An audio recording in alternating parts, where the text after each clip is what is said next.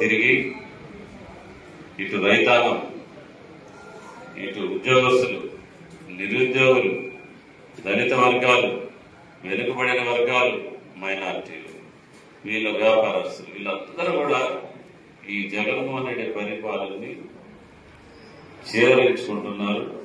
ఈ పరిపాలనలో దగాపడ్డారు. మనందరం కూడా రాష్ట్ర వ్యాప్తంగా ఈ వర్గాలన్నీ కూడా చంద్రబాబు నాయుడు గారి మద్దతు తెలపాలని ఈరోజు అనుకుంటా ఉన్నాయి. కాబట్టి మేమందరినీ కూడా నేను ఒకటే కోరుకుంటున్నా, సమయం లేదు. దైవ జనుల కుటుంబం వ్యక్తిని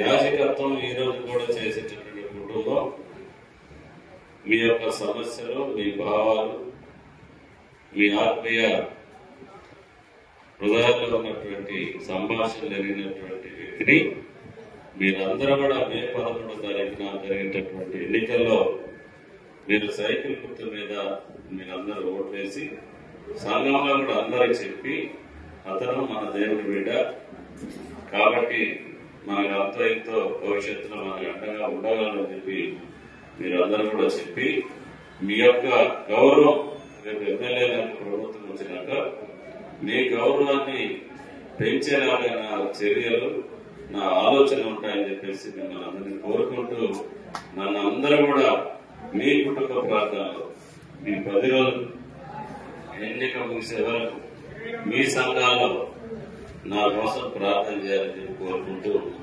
సెలవు తీసుకుంటున్నాను. మందకృష్ణ మాది గారు రేపు మన నియోజకవర్గానికి కల్మడపాలెం పట్టణానికి రాబోతున్నారు.